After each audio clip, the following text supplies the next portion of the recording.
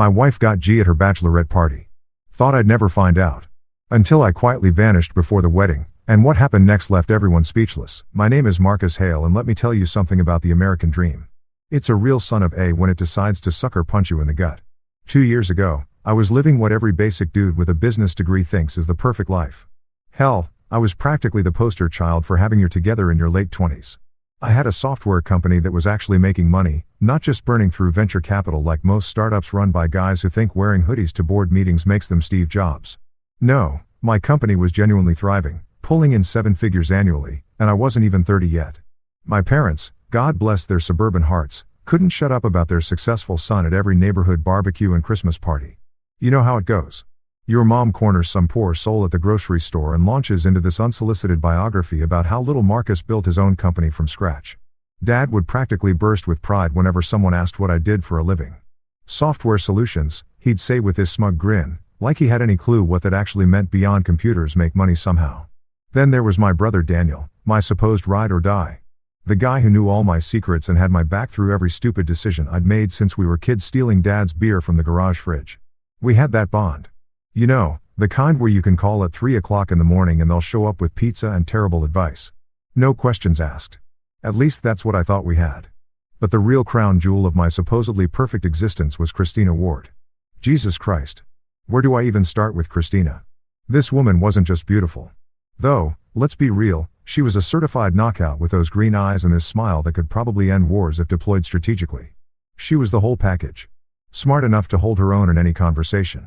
Ambitious enough to have her own career goals, and funny in that dry, sarcastic way that made me think we were perfectly matched intellectually. For 3 years, we built what I genuinely believed was a real partnership, not one of those shallow relationships where you're just splitting rent and pretending to like each other's friends. No, this felt like the real deal. We bought a condo together, a nice place with granite countertops and one of those kitchen islands that makes you feel like you're living in a home improvement commercial. We adopted this golden retriever named Charlie, who was basically our practice kid, complete with his own Instagram account because that's apparently what responsible pet parents do now. Christina and I would spend hours planning our future like we were mapping out a business strategy, dream vacations to places like Japan and Iceland, conversations about what we'd name our kids, debates about whether we wanted to live in the suburbs or stay urban. She had this way of making even the mundane stuff feel significant. Grocery shopping became this thing where we'd argue about organic versus conventional produce. And somehow she made me care about thread count when we bought sheets. What really got me was how seamlessly she fit into my world and how naturally I slipped into hers. Her parents treated me like I was already family. Her dad would corner me during dinner parties to talk business, and her mom would text me directly about family events. Meanwhile, my own mother had basically adopted Christina as the daughter she never had. They'd go shopping together, share recipes, and have these long phone conversations about God knows what. It was like we'd created this perfect little ecosystem where everyone loved everyone, and the future was just this bright, shiny thing waiting for us to claim it. I thought I was the luckiest bastard alive. Here I was with a successful business, a woman who challenged me intellectually and supported me emotionally in a family situation that didn't involve therapy or restraining orders. I mean, what more could a guy ask for? We had our figured out while most of our friends were still trying to decide if they wanted to be adults or keep pretending that 30 was the new 20. So, naturally, when I finally worked up the courage to propose, I went all out. Not because I felt pressured or because it was time, but because I genuinely couldn't imagine my life without this woman in it. I planned this elaborate sunrise hike to her favorite spot in the mountains, complete with a photographer hidden in the bushes like some kind of romantic paparazzi. I had the ring custom designed, spent weeks agonizing over every detail because I wanted it to be perfect for her. When I got down on one knee that morning with the sun painting the sky, all these ridiculous shades of pink and orange, I was absolutely certain we were solid. Rock solid. The kind of solid that survives job losses and family drama and all the other garbage life throws at you. She said, yes, obviously, and cried those happy tears that make you feel like you're in a movie. We called our parents right there on the mountain, and everyone was thrilled and started making plans and talking about venues. I thought I'd won the lottery. The relationship lottery that most people spend their entire lives trying to hit. I had found my person. The one who made all the cheesy romantic comedy actually make sense. The one who made me want to be better without making me feel like I wasn't good enough as I was. The one who laughed at my terrible jokes and called me out on my worst habits and somehow made even mundane Tuesday nights feel like something worth celebrating. But here's the thing about life. It's got this absolutely twisted sense of humor and perfect timing when it comes to destroying everything you think you understand about yourself and the people you love. Just when you're feeling most confident, most secure, most certain that you've got it all figured out, life decides to test exactly how unbreakable your unbreakable really is. And trust me, what I thought was unbreakable turned out to be made of something a lot more fragile than I ever imagined. But I'm getting ahead of myself. At that moment on that mountain with that ring on her finger and those tears in her eyes, I genuinely believed we had beaten the odds. I thought we were different, special, destined for one of those love stories that makes other people believe in forever. Turns out I was right about one thing. We definitely were going to be a story people would remember, just not the kind I had in mind. So, let me paint you a picture of how quickly your entire world can go from Pinterest perfect to Jerry Springer nightmare, courtesy of one Becca Lewis. Christine is maid of honor and apparently the devil's own event coordinator. If you've ever wondered what pure evil looks like wrapped in a size 2 dress with a sociology degree, let me introduce you to this absolute gem of a human being. Becca had been Christina's best friend since college. One of those ride-or-die friendships that I always respected, even though something about Becca made my skin crawl. She was the kind of person who always had to one-up everyone's stories, who posted inspirational quotes on Instagram while talking about people behind their backs, and who somehow managed to make every conversation about herself. But Christina loved her, so I played nice and pretended not to notice when Becca would make little passive-aggressive comments about men in general and me specifically. When it came time to plan Christina's bachelorette party, Becca took charge like she was organizing a military operation. And honestly, I was relieved. Planning parties isn't exactly my forte. I'm more of a order pizza and watch Netflix kind of guy when it comes to celebrations. So, when Becca announced she was taking the girls to Miami for a long weekend, I thought it sounded perfect. Sun, drinks, dancing, the whole stereotypical bachelorette experience that would give Christina great stories to tell our future kids. The guest list was exactly what you'd expect. Christina's younger sister, Olivia, who was still in that phase where she thought being 23 made her wise about the world, plus 10 other friends from college and work. All of them decent people as far as I knew. Sure, a couple of them were still stuck in that post-school party phase where every weekend was an excuse to black out, drink and make questionable decisions, but nothing too crazy. Or so I thought. The first night went exactly as advertised. I got the obligatory group photos via text. You know, the ones where everyone's holding colorful drinks and making those exaggerated. We're having so much fun faces for social media. Christina looked gorgeous, obviously wearing this little black dress that made me simultaneously proud. She was mine and slightly jealous of every guy who got a look at her. They hit up some trendy rooftop bar, took a million selfies, and probably spent more on bottle service than I spend on groceries in a month. Classic Miami bachelorette, exactly what I expected. But then came night 2, and this is where Becca's true genius for destruction really shined. See, while the first night was all about public consumption, the Instagram stories, the Facebook check-ins, the carefully curated photos designed to make everyone back home jealous. Night 2 was supposed to be private, very private, the kind of private that requires signing NDAs and turning off location services. Becca had arranged for the party to move from the clubs to this rental house in South Beach. Nothing too suspicious about that. Girls' trips often end up in some ridiculous Airbnb where everyone can spread out and continue the party without worrying about hotel noise complaints or judgmental tourists. What she didn't advertise in the group chat was that she'd also arranged for some entertainment for male dancers, to be exact, but let's call them what they actually were. Male strippers who specialized in private parties for groups of wealthy women looking to live out their 50 Shades fantasies. These weren't your typical Magic Mike wannabes doing cheesy routines at some dive bar. No, these were full-service performers who came with their own music, their own props, and absolutely zero boundaries when it came to audience participation. Now, here's where the story gets really interesting. While I was back home, probably watching some mindless action movie and missing Christina like the devoted fiancé I was, she was discovering exactly what kind of woman she became when nobody was watching. Or at least when she thought nobody was watching. The drinks were flowing top shelf everything because Becca never did anything halfway. Someone had brought party favors of the pharmaceutical variety because apparently mimosas and champagne weren't enough to lower inhibitions for what Becca had planned. And slowly but surely, my sweet conservative. Let's wait until marriage for the really kinky stuff. Fiancé started transforming into someone I wouldn't have recognized if I'd been standing right there. The cheering started innocently enough. A little whooping and hollering as the guys did their choreographed routines. The kind of noise you'd expect from any group of drunk women watching attractive men take their clothes off. But as the night progressed and the alcohol kicked in and whatever else they were taking started working its magic, things escalated quickly. What began as innocent fun, the kind of thing that happens at bachelor and bachelorette parties across America every weekend, turned into something that would make a porn director blush. The dancing became touching. The touching became participating.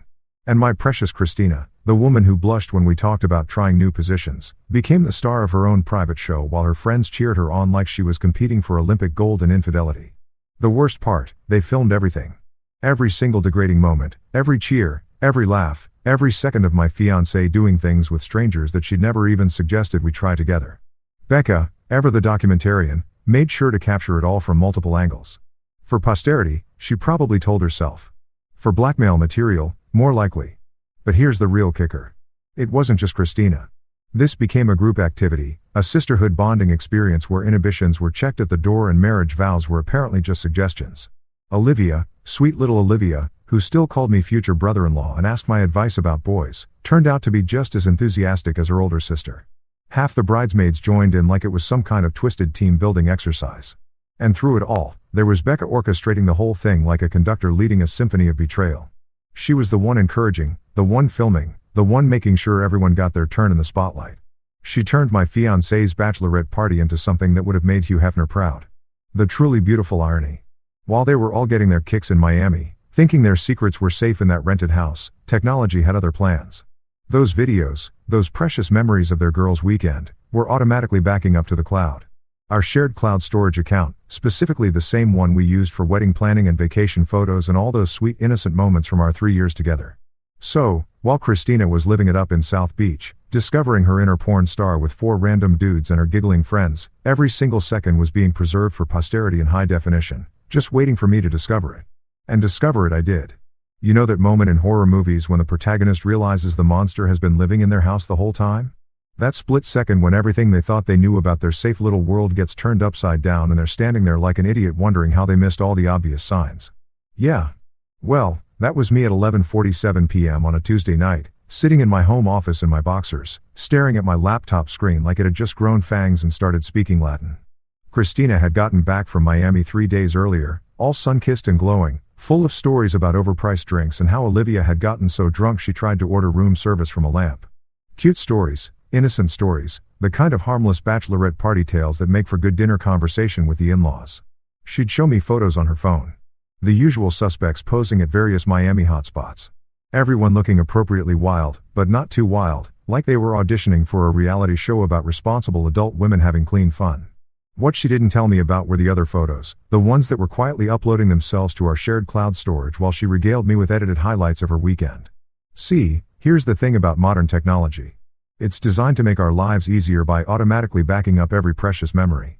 Family vacations, birthday parties, random Tuesday afternoon selfies, and apparently your fiancé's weekend a long descent into behavior that would make a porn star proud.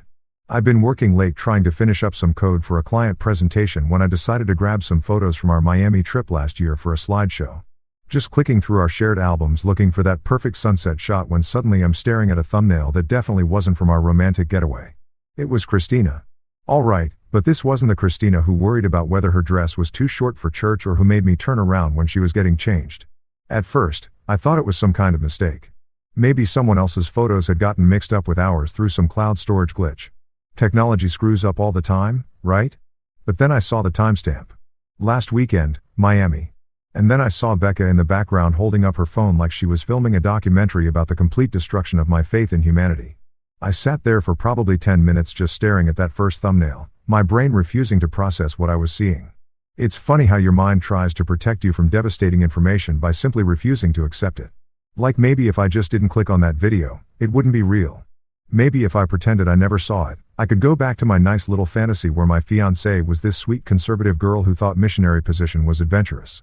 But curiosity and masochism make terrible bedfellows. And eventually I clicked and then I clicked on another one and another. Each video was like a fresh punch to the gut, a new revelation about exactly how wrong I'd been about the woman I thought I knew better than anyone else in the world. There she was, my sweet Christina, doing things with complete strangers that we'd never even discussed in our most intimate moments together. The worst part wasn't even what she was doing, though. Trust me, that was pretty devastating. The worst part was how much she was enjoying it. The laughter, the enthusiasm, the complete abandonment of every boundary we'd ever established in our relationship. She wasn't drunk and making a mistake. She wasn't being pressured or coerced. She was having the time of her life, living out some fantasy I apparently never even knew existed. And there were her friends, cheering her on like she was winning Olympic gold in betrayal. Becca naturally was the ringleader, encouraging every degrading moment while making sure to capture it all from the best angles. Even sweet little Olivia was there laughing and participating like this was just another Tuesday night for the Ward family women. I must have watched those videos for 3 hours. My brain cycling through every emotion a human being can experience in rapid succession. Anger, heartbreak, disbelief, rage, disgust, and finally this weird cold calculation that I didn't even recognize as coming from me. It was like watching my personality split in real time. The emotional Marcus getting shoved into a closet while this new analytical version took control. The next few days were absolutely surreal. Christina went about her normal routine like nothing had happened, chatting about wedding details and asking my opinion on centerpieces while I sat there knowing exactly what those perfectly manicured hands had been doing just days before.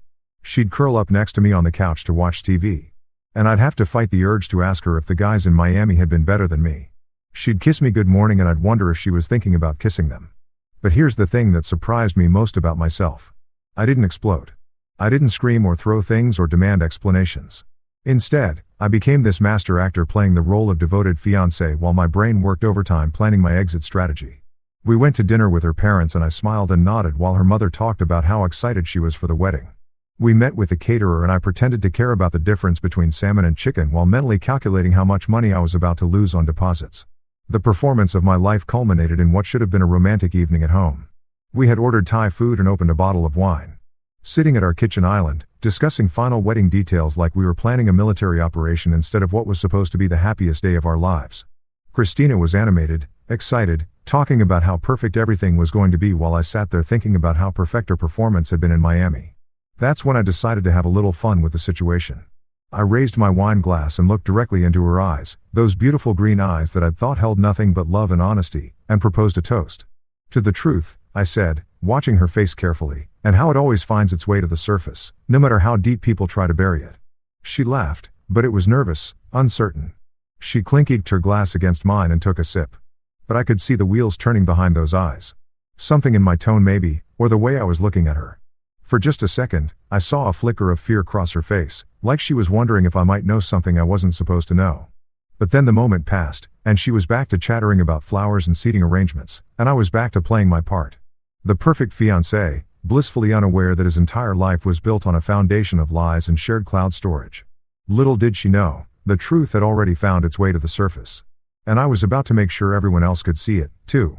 There's something absolutely liberating about burning your entire life to the ground when you know you're doing it for all the right reasons. Most people spend their whole lives trapped by inertia, staying in shitty situations because change is scary and the unknown feels worse than the familiar misery. But when you've got nothing left to lose because everything you thought you had was just an elaborate lie anyway, well, that's when you discover what real freedom feels like. I woke up that Thursday morning at 5:30 a.m. like I had every day for the past 3 years. Christina was still dead asleep next to me, sprawled across her side of the bed in that oversized NYU t-shirt she'd been wearing since college. Her hair fanned out across the pillow like some kind of Renaissance painting. For a split second, looking at her peaceful face in the early morning light, I almost forgot what I knew.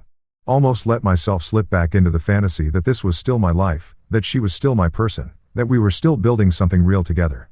But then I remembered those videos and that momentary weakness passed like a bad hangover. I slipped out of bed without making a sound. A skill I perfected over 3 years of early morning conference calls with clients on the West Coast and headed to the shower. As the hot water hit my face, I ran through my mental checklist one more time. Today was the day I became a ghost. I'd spent the last week planning this exit like it was the most important business deal of my life, which in a way it was. The business deal where I traded my old, pathetic, deceived life for something clean and new. I'd already transferred the important files from my office to a secure server, quietly closed out projects with existing clients, and set up automatic payments for all the bills that would need handling in the coming weeks. I wasn't just disappearing. I was evaporating without leaving a trace of financial chaos behind me. By 6:15, I was dressed and moving through our condo like a man on a mission. I grabbed my go bag from the back of our closet, a simple duffel with enough clothes and essentials to last me a few weeks while I figured out my next move. Everything else, all the accumulated stuff of our shared life, could stay right where it was. I didn't want any of it anymore. Every piece of furniture, every photo, every little decorative item we picked out together had been contaminated by the truth of who she really was. Christina never stirred as I wrote out the checks for the wedding vendors. Every single one paid in full with little notes explaining that the wedding was canceled and they should keep their deposits as compensation for the late notice. The florist, the caterer, the band, the photographer, all of them got their money and their freedom. I wasn't going to let innocent small business owners suffer because my fiancé turned out to be a fraud. The note I left on the kitchen counter was a masterpiece of brevity. The wedding is off. Take care of yourself. 22 words to end a 3-year relationship and a lifetime of shared plans. I probably spent more words ordering coffee at Starbucks. But sometimes the most devastating messages are the shortest ones. No explanation, no accusations, no dramatic flourishes, just facts delivered with the emotional warmth of a parking ticket. I locked the door behind me at 7:45 a.m. and dropped my keys in the mailbox. By 8:30, I was at my office boxing up the last of my personal items while my assistant Rebecca, yes, another Rebecca, because apparently that name was cursed in my life, watched me with growing concern. She kept asking if everything was okay, if there was anything she could do to help, if I was taking a vacation. Sweet kid, probably about Christina's age, still young enough to believe that successful people don't just implode their entire lives on a random Thursday morning. I'm taking an extended break. I told her, which was technically true, an extended break from trusting people, from believing in fairy tale relationships, from being the kind of naive idiot who thinks shared cloud storage is just for vacation photos. Forward any urgent calls to my cell, but otherwise consider this place closed indefinitely. The moving company arrived at our condo at exactly 10 a.m. just like I'd scheduled. Professional, efficient, and completely indifferent to the emotional weight of what they were packing. My clothes, my books, my computer equipment, my coffee maker, everything that was purely mine got loaded into a truck and hauled away to a storage unit across town.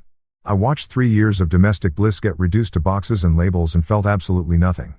By noon, I was standing in the Verizon store, canceling my phone service and tossing my iPhone into the trash like it was contaminated with a plague. The teenage employee looked at me like I'd lost my mind, but he processed the cancellation anyway. Facebook, Instagram, Twitter, LinkedIn, every digital footprint of Marcus Hale, successful entrepreneur and devoted fiancé, got deleted with the same clinical efficiency I used to debug code. The bank was my next stop where I closed our joint checking account and moved everything into a new account at a different institution. Clean break, no shared financial entanglements, no way for her to track my movements through credit card statements or online banking. I even changed my direct deposit information for the business accounts, routing everything through a completely separate financial ecosystem. Daniel was the only person who got a heads up, and even that was minimal.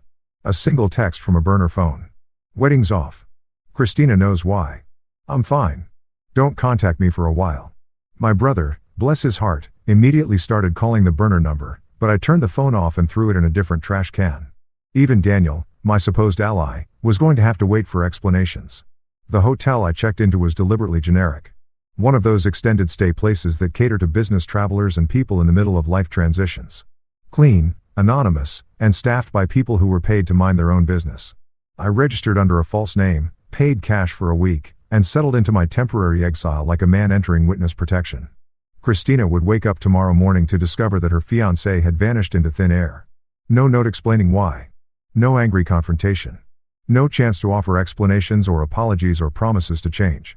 Just absence, sudden and complete, like I'd been raptured while she slept. Her phone calls would go straight to a disconnected number.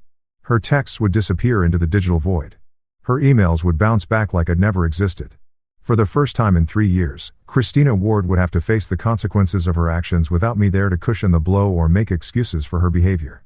And somewhere in that anonymous hotel room, I smiled for the first time in a week. Saturday morning, June 15th, what should have been our wedding day, what should have been the culmination of 3 years of planning. The day Christina walked down the aisle in that ridiculously expensive dress she'd spent months obsessing over. The day I promised to love and cherish her until death do us part.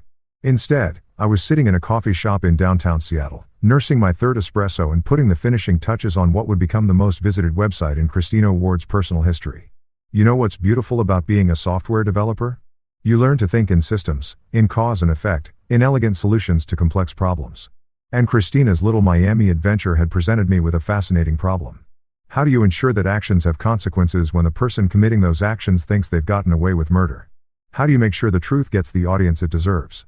The answer, as it turns out, is surprisingly simple. You build a website. Not just any website, mind you. This wasn't some amateur-hour revenge blog thrown together in a fit of rage. No, this was a professional-grade digital monument to accountability designed with the same attention to detail I'd put into million-dollar client projects. Clean layout optimized for mobile viewing, fast loading times, and search engine optimization that would make a marketing guru weep with envy. The domain name was perfect in its simplicity. Christina.com. Her full name right there in the URL, so anyone who Googled her would find exactly what they were looking for. I registered it through a privacy service, paid for 3 years upfront, and set up hosting on a server farm that could handle serious traffic because something told me this site was going to be popular. The homepage was a masterpiece of understated design. Just her name at the top in elegant typography, followed by a simple tagline, "The truth about a Miami weekend." Below that, a brief explanation of what visitors were about to see, written in the kind of clinical professional language you'd find in a corporate press release. No emotional outbursts, no angry rants, just facts presented with the cold efficiency of a coroner's report. The following documentation was automatically uploaded to shared cloud storage during a bachelorette party weekend in Miami, Florida. The materials presented here are unedited and speak for themselves. Viewer discretion is advised. That was it. No accusations, no commentary, no editorial spin, just a statement of fact that put the responsibility for interpretation squarely on the viewer. Because sometimes the most devastating truth is the one that speaks for itself. The videos were organized chronologically, starting with the innocent group shots from the first night and gradually escalating to the main event. Each file was labeled with just a timestamp and duration. No sensational titles or clickbait descriptions. The content was shocking enough on its own without needing any help from creative marketing. But here's where my professional experience really came in handy. I didn't just dump the raw footage and call it a day. No, I optimized everything, compressed the files for faster streaming, created multiple resolution options for different connection speeds, and even added closed captions for accessibility. Because if you're going to destroy someone's reputation, you might as well do it with production values. The technical specifications were flawless. SSL encryption for security, CDN distribution for global access, and robust analytics tracking so I could watch in real time as Christina's dirty laundry got aired to the entire internet. I even set up automated social media sharing buttons, because why should I do all the work of spreading the news when our friends and family could help? The beauty of launching on our supposed wedding day wasn't lost on me.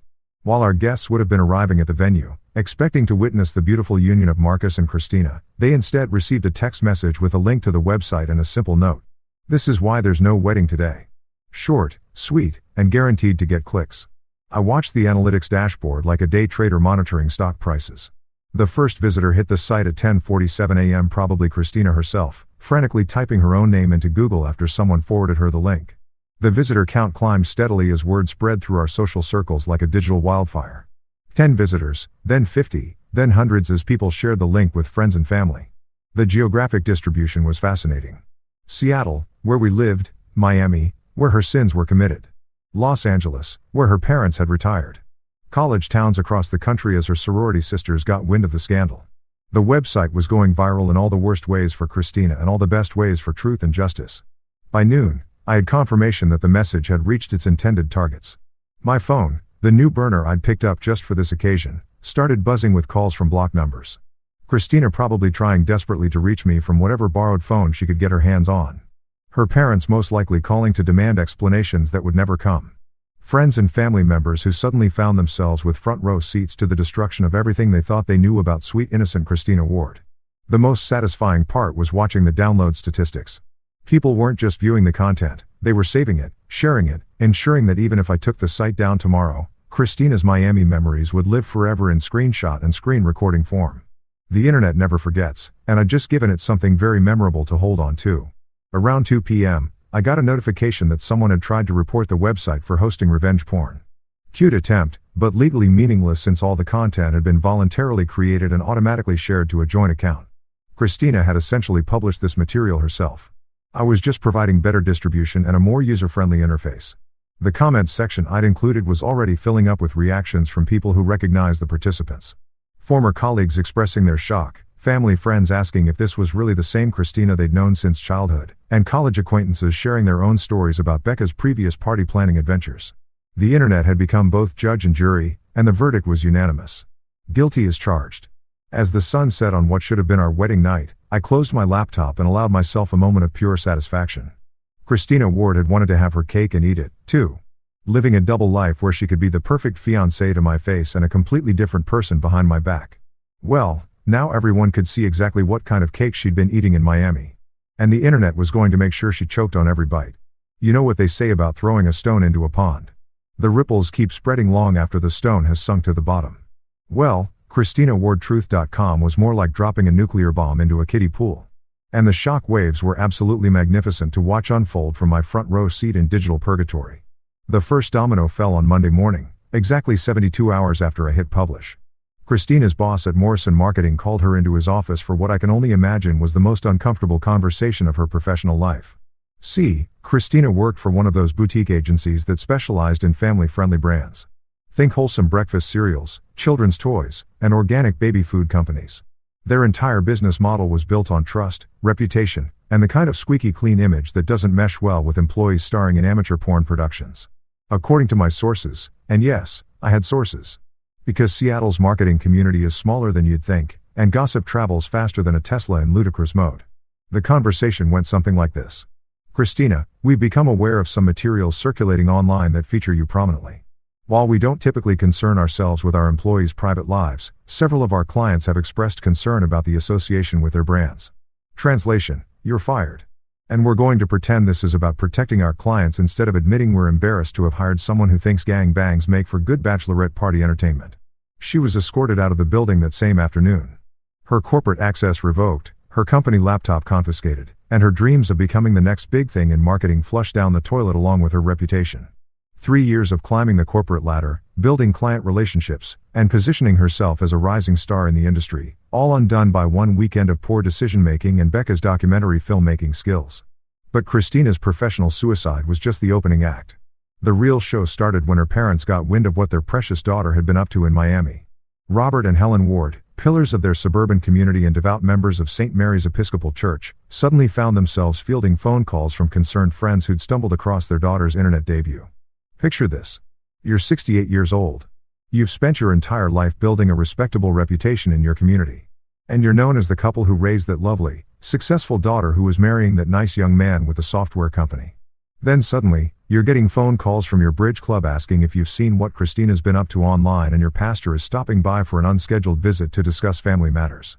The conversation between Christina and her parents happened over speakerphone, which I know because little Olivia was there and apparently has trouble keeping her mouth shut when she's been drinking. According to her tearful account to anyone who would listen. Their father's exact words were, "We didn't raise you to behave like a common, and we won't pretend we did just to spare your feelings." Helen, ever the supportive mother, chimed in with, "How could you do this to our family? How are we supposed to show our faces at church knowing that everyone has seen you doing those things?"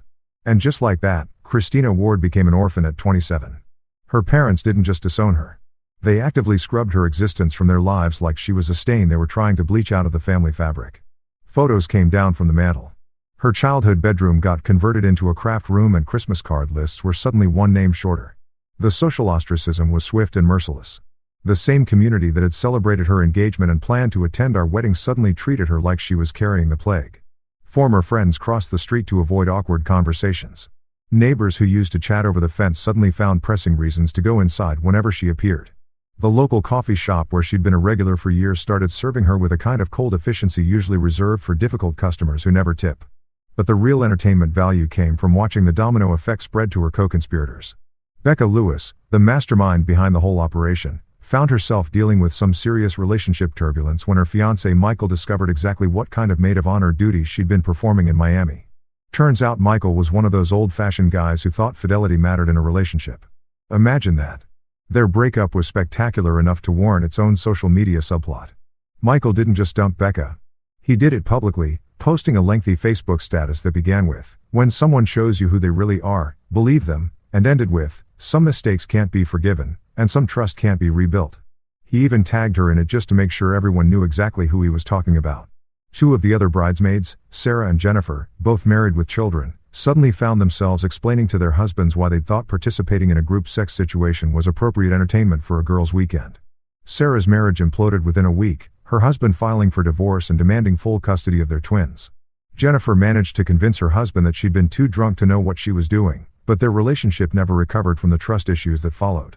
The most satisfying casualty was probably Amanda, the elementary school teacher, who'd been so enthusiastic about the evening's activities. Turns out school districts take a dim view of educators who star in pornographic materials, even if it's technically their personal time. Parents complained. The school board got involved and Amanda's teaching license got revoked faster than you can say moral turpitude clause. Even Olivia, sweet little Olivia, who was supposed to be the innocent baby sister, found herself dealing with consequences. Her job at the nonprofit was technically safe. They couldn't fire her for legal activities conducted on her own time, but the whispers and awkward interactions made her work environment so toxic that she ended up quitting and moving across the country to start over somewhere. Her last name didn't come with a built-in Google search nightmare. The beautiful irony of the whole situation was that they'd all thought their Miami weekend was consequence-free fun. Just girls being girls letting loose before Christina settled down into married life. They'd convinced themselves that what happened in Miami would stay in Miami like some twisted variation of the Vegas rule. Instead, their private party became a very public lesson in the fact that actions have consequences. And sometimes those consequences come with analytics dashboards and global distribution networks. They wanted to have their fun and forget about it. I made sure the internet would never let them forget about anything ever again. And through it all, I remained perfectly, beautifully silent. My brother Daniel has always been the emotional one in the family. You know, the type. Wears his heart on his sleeve, cries at Pixar movies, and thinks every problem can be solved with a heartfelt conversation and maybe some group therapy. So, when he finally tracked me down at my temporary hideout 3 weeks after the website launch, he was expecting to find his big brother curled up in a corner somewhere, drowning his sorrows in whiskey and tissues like some kind of country music cliché. Instead, he found me in my hotel room, sitting at a makeshift desk made from the room's tiny table, surrounded by printed documents, legal pads covered in handwriting, and 3 separate laptops running different monitoring programs. I looked up when he knocked, buzzed him in, and went right back to work like he was just another interruption in my busy schedule of orchestrating Christina's complete social annihilation. "Jesus Christ, Marcus," he said, staring at my setup like he'd walked into some kind of FBI operation. "What the hell is all this research?" I replied, not bothering to look up from the spreadsheet I was updating with the latest casualty reports from Christina's rapidly shrinking social circle. Due diligence, quality control, pick your favorite business buzzword, they all apply. Daniel sat down on the bed and watched me work for a few minutes, probably trying to process the fact that his emotionally devastated brother had apparently transformed into some kind of revenge-plotting automaton. He kept waiting for me to break down to show some sign that I was processing this like a normal human being who'd just had his entire life imploded by the woman he loved. "Dude," he finally said, "I expected you to be a mess. I thought I'd find you drunk and crying and listening to sad music. This is terrifying." I looked up from my laptop and smiled at him. Not a bitter smile or a sarcastic one, but the kind of genuine, relaxed smile I used to give clients when I was about to deliver exactly what they'd asked for on time and under budget. Why would I be a mess? I'm handling this exactly like any other business problem. Identify the issue, research the variables, develop a comprehensive solution, and execute with precision. That's when I showed him the files. 3 accordion folders, each one meticulously organized and labeled, containing everything I'd compiled about Christina's Miami adventure and its aftermath. The first folder was labeled documentation. Every video, every photo, every text message from that weekend, all printed out and organized chronologically with timestamps and participant identification. The second folder was background research. And this is where Daniel's eyes really started to widen. See, while everyone assumed I was off somewhere licking my wounds, I'd actually been quite busy. I'd hired a private investigator, a real one, not some sketchy guy from a strip mall, but a former FBI agent who specialized in corporate fraud cases. Professional, thorough, and completely discreet. Within 2 weeks, I had complete background checks on all 4 of the male performers from that night. Names, addresses, employment history, criminal records, and most importantly, medical records. Turns out one of them, a charming gentleman who went by the stage name Thunder, had been carrying a particularly nasty strain of chlamydia that he'd apparently been sharing with clients for the better part of 6 months. "You had her tested?"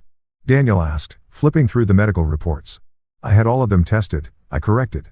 Anonymous tip to the health department about potential STD exposure at a private party. They were required to contact everyone who might have been at risk and recommend testing. Very responsible public health policy, don't you think? The third folder was labeled Financial Impact Assessment because when you're dealing with a business problem, you need to understand the full cost structure. I'd calculated exactly how much money I'd saved by canceling the wedding. Venue deposits, catering costs, honeymoon reservations, and about $40,000 worth of other expenses that would have gone towards celebrating a marriage that was already dead before it started. But more interesting was the analysis I'd done of Christina's financial situation post-revelation. Lost income from her terminated employment, legal fees from her attempts to get the website taken down, therapy costs that her insurance didn't cover, and the security deposit she'd lost when she had to break her lease and move back in with friends because her parents had disowned her. "You've been tracking her expenses." Daniel was looking at me like I'd grown a second head. "Market research," I explained. "If you're going to destroy someone's life, you should understand the full scope of the impact. It's about being thorough." What really freaked him out was the timeline I created. A detailed project plan complete with milestones and deliverables showing exactly how I'd orchestrated every aspect of Christina's downfall. The website launch had been phase 1. Phase 2 was the strategic leak to her employer and key social contacts. Phase 3 involved the health department investigation. Phase 4 was ongoing monitoring and documentation of the cascading effects. "This is insane," Daniel said. But there was something like admiration in his voice. "I mean, it's completely psychotic, but it's also impressively organized." "Thank you," I said, genuinely pleased by the compliment. "I've always believed that if you're going to do something, you should do it right. Half-ass revenge is just as pathetic as half-ass anything else." I explained to him how I'd approach the whole situation like a product launch. Market research to understand the target audience, content creation and optimization for maximum impact. Distribution strategy across multiple channels and performance analytics to measure success metrics. I even had conversion tracking set up to monitor how many people who visited the website took additional actions like sharing the content or leaving comments. "The beautiful thing about treating it like a business project," I told him, "is that it removes all the messy emotional variables. I'm not doing this because I'm angry or hurt or want revenge. I'm doing it because it's the logical response to the problem Christina created when she decided to film herself for strangers and then lie to my face about it for 3 weeks. Daniel was quiet for a long time, just staring at the organized chaos of my temporary war room. Finally, he asked the question I'd been waiting for. "Don't you feel anything? Aren't you sad or angry or anything?" I considered the question seriously because Daniel deserved an honest answer. "I felt plenty," I said. For about 48 hours after I found those videos, I felt everything. Rage, heartbreak, betrayal, confusion, the whole emotional buffet. But then I realized that feelings weren't going to solve the problem. Feelings weren't going to make sure she faced appropriate consequences for her choices. Feelings weren't going to prevent her from doing this to some other poor bastard in the future. So, you just turned them off. I redirected them. I corrected. Channeled them into something productive. Christina thought she could have her fun and then go back to playing the innocent fiancé. She thought actions didn't have consequences as long as nobody found out. I'm simply correcting that misconception using the most efficient methods available. Daniel left that day looking like he'd witnessed something that fundamentally changed his understanding of human nature. And maybe he had, because what he'd seen wasn't his emotional, heartbroken brother grieving the loss of his relationship. What he'd seen was a businessman executing a flawless project plan with the same precision and attention to detail that had made my software company successful. And the project was running exactly on schedule. A year later, Daniel did something that pissed me off more than anything Christina had ever done, and that's saying something considering she'd literally filmed herself getting gangbanged by strangers 3 weeks before our wedding. My brother, in his infinite wisdom and complete disregard for my explicit instructions, decided that Christina deserved to know what had really gone through my head during those final weeks. Because apparently Daniel had appointed himself the ambassador of emotional closure and he thought everyone needed to process their feelings like we were all living in some kind of therapeutic reality show. He told me about it over beers at our usual spot. This dive bar near his apartment where the bartender minds his own business and the jukebox still plays actual CDs. Daniel had that guilty look on his face that I remembered from when we were kids. And he'd broken Mom's favorite vase or forgotten to feed our goldfish for a week straight. The look that said he'd done something he knew I wouldn't approve of, but he'd convinced himself it was for my own good. "I met with Christina," he said, not even waiting for me to sit down with my beer. Just dropped it on me like a bomb while I was still shrugging out of my jacket. I stopped mid-motion and stared at him. "You did what?"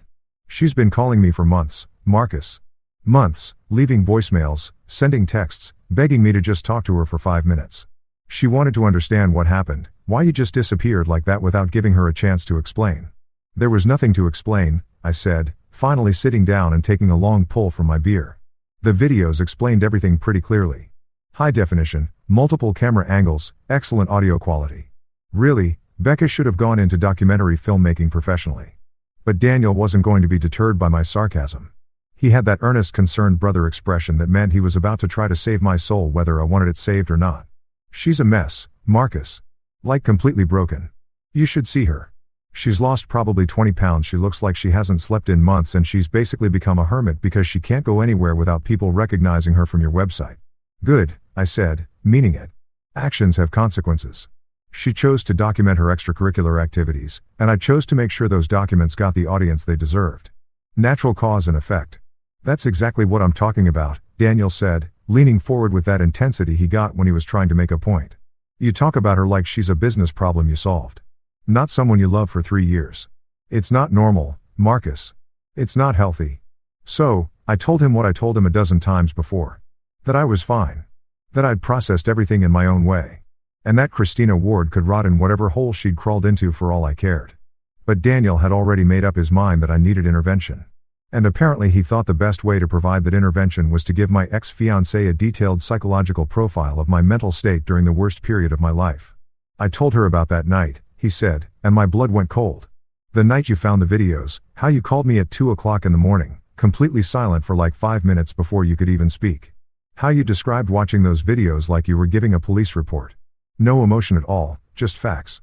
Christina had sexual intercourse with 4 unidentified males while her friends filmed and encouraged the activity like you were reading from a textbook. I wanted to punch him, actually physically assault my own brother for violating the one confidence I trusted him with during the worst moment of my life. Instead, I finished my beer and ordered another one because alcohol seemed like a better coping mechanism than fratricide. I told her how you didn't sleep for 3 days. Daniel continued, apparently oblivious to the fact that I was considering whether killing him would be worth the prison sentence. How you sat in your office just staring at spreadsheets, running calculations on how much money you'd lose if you canceled the wedding versus how much you'd lose if you went through with it. How you told me that loving someone who didn't exist was worse than loving someone who didn't love you back. That one hit home because it was true.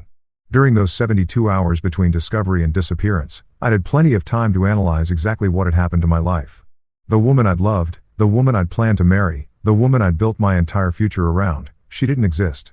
She was a fictional character that Christina had played for 3 years, a performance so convincing that I'd bought it completely. I told her about the therapy, Daniel said. And now I really did want to kill him. How you didn't go to process grief or anger or any normal human emotion. You went to make sure your exit was emotionally clean, as you put it.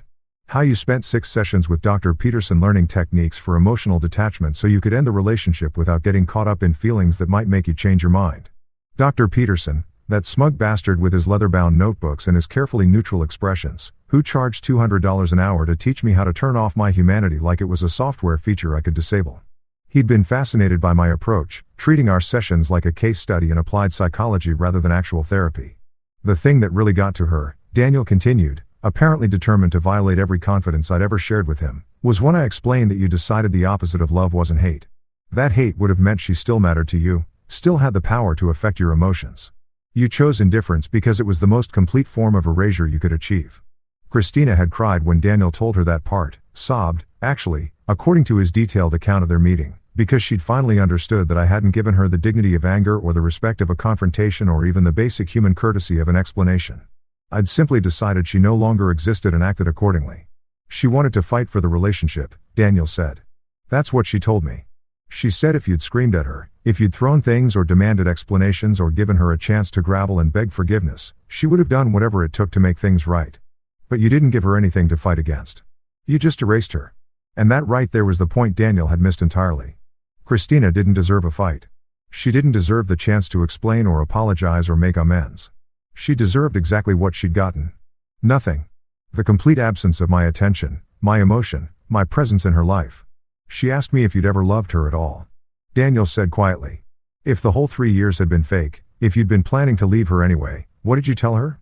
I told her the truth. That you loved who you thought she was. That you would have died for the woman you thought you were marrying. But that woman never existed. And once you figured that out, there was nothing left to love.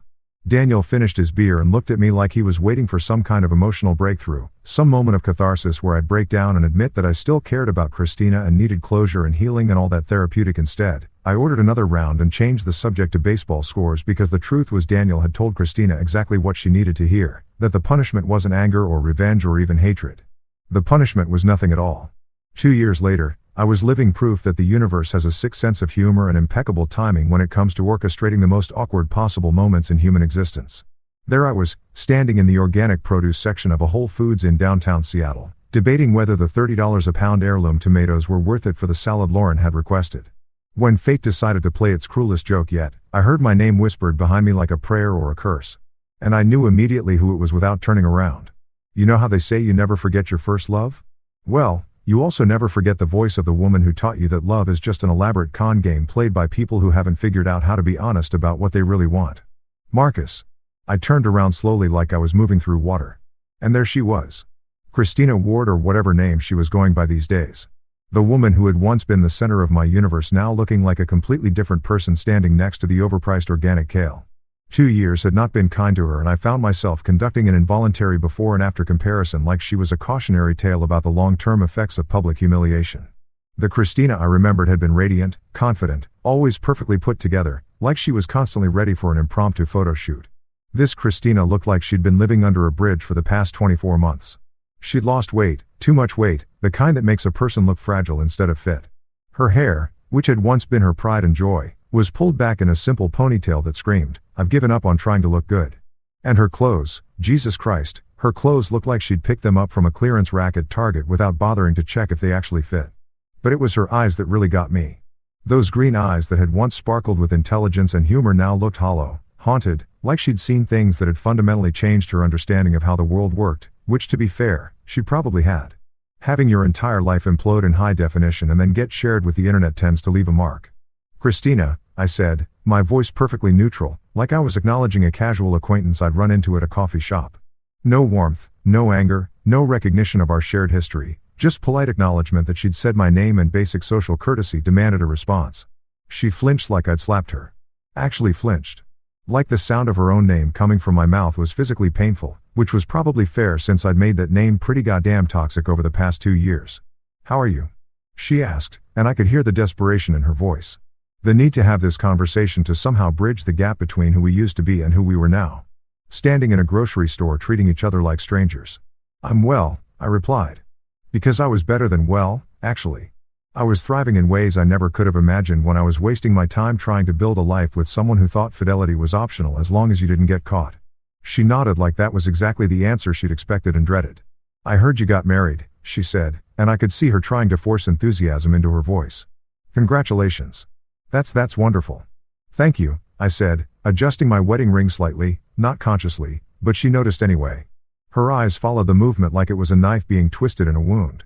"Lauren is a surgeon. We met through mutual friends about 18 months ago." The timeline wasn't lost on her. 18 months ago meant I'd found someone new, fallen in love, gotten engaged, and married. All while she was still dealing with the fallout from her Miami adventure. While she was probably still trying to figure out how to rebuild her life from the smoking crater I'd left behind, I'd moved on completely and built something better with someone who understood basic concepts like honesty and commitment. "That's great," she said. And I give her credit for trying to sound like she meant it. "Really great. I'm happy for you.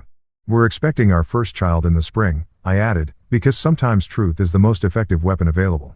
"Lauren's about 5 months along. We're very excited." That one hit like a physical blow. I watched her face crumble for just a second before she managed to pull herself together and force another smile because we talked about kids back when we were playing house and pretending to plan a future together. We'd even picked out names, had debates about public versus private school, discussed whether we wanted to raise them in the city or move to the suburbs. Now I was having that future with someone else, someone who deserved it. While Christina got to stand in a grocery store and pretend she was happy about it. "I'm glad you found someone," she said, and her voice cracked just slightly on the word someone. "You deserve to be happy." "I am," I said simply, because it was true. I was happy in ways I'd never been with her.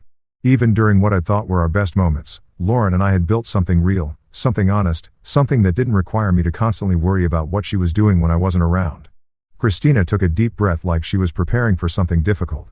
"Marcus, I know this probably isn't the time or place, but I need to say something. I need you to know how sorry I am about everything. About what I did, about how I hurt you about Christina." I interrupted, my voice still perfectly calm and neutral. "It's been 2 years. Apologies are for the moment. They matter right now. They're just words that make you feel better about yourself." She stared at me like I'd spoken in a foreign language. "But don't you want to know why? Don't you want me to explain what happened that weekend, what I was thinking, why I made those choices?"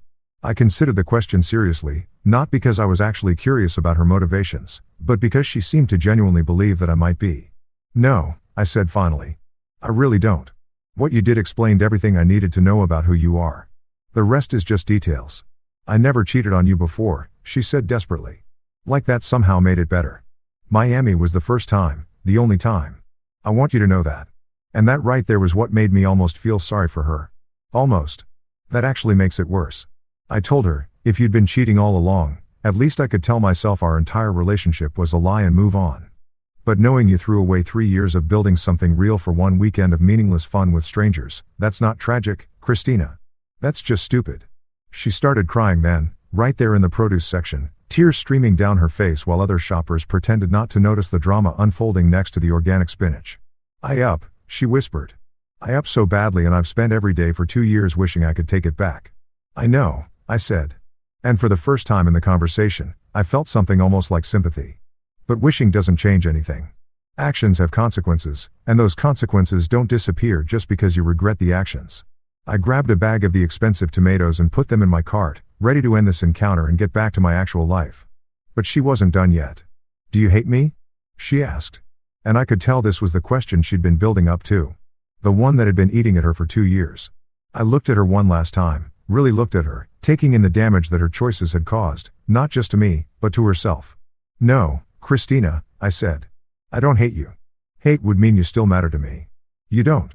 And with that, I walked away, leaving her standing there among the overpriced vegetables with tears on her face and the final confirmation that I'd erased her from my life as completely as if she'd never existed at all.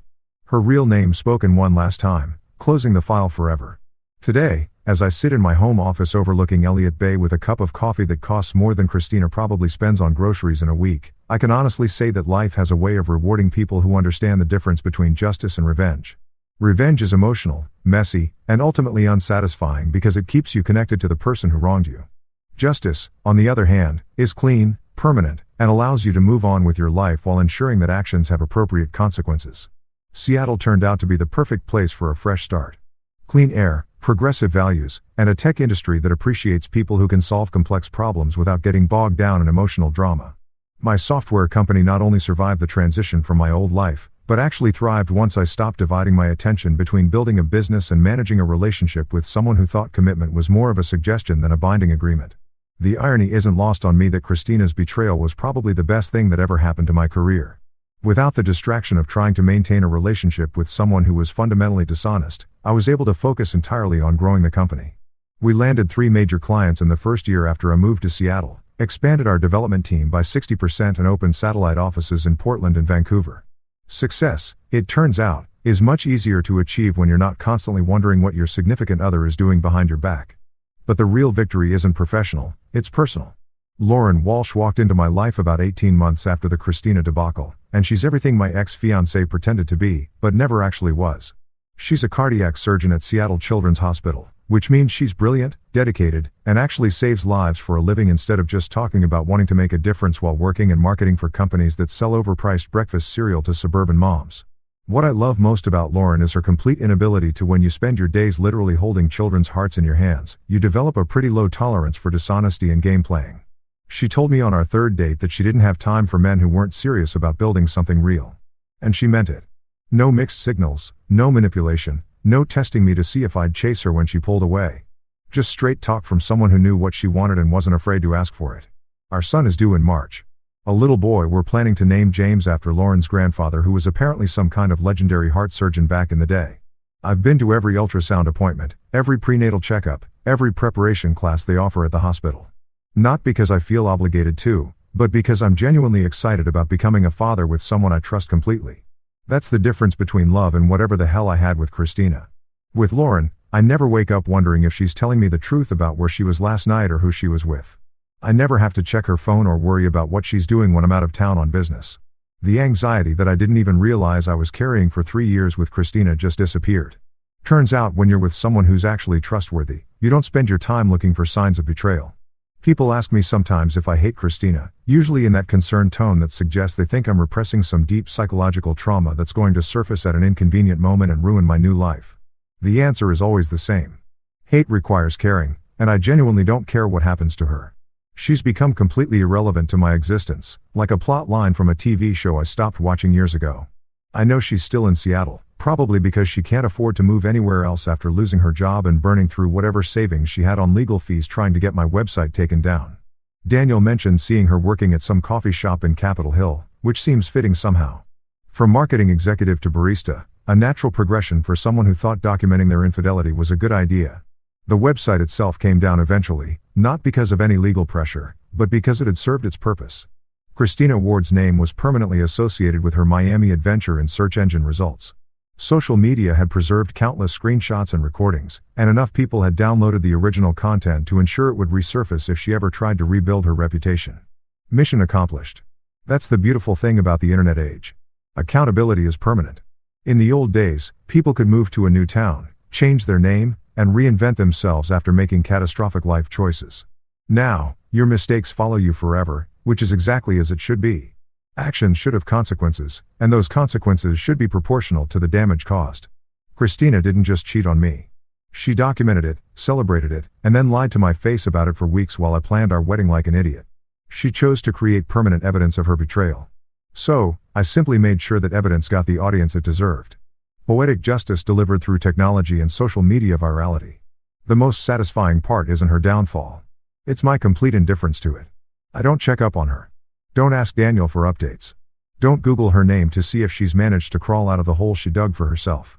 She exists in my mind only as a cautionary tale about the importance of thoroughly vetting potential life partners before making long-term commitments. Lauren knows the whole story. Obviously, I told her everything on our 6th date when things were getting serious enough that she deserved to know why I was so careful about trust and commitment. Her response was perfect. So, you found out your ex was a liar and a cheater.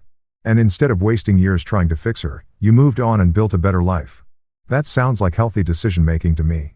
No drama, no jealousy, no insecurity about competing with my past. Just a practical assessment from someone who understands that people's previous choices are usually excellent predictors of their future behavior. Some people might call what I did to Christina cruel or disproportionate. I call it educational. She learned that actions have consequences. Her friends learned that enabling bad behavior makes you complicit in those consequences. And any future partners she might have will be able to make informed decisions about whether they want to risk getting involved with someone who thinks fidelity is optional. The world is a slightly more honest place because of what I did, and I sleep perfectly well at night knowing that silence has always been the loudest answer. And in that silence, I didn't just win, I built something infinitely better than what I lost.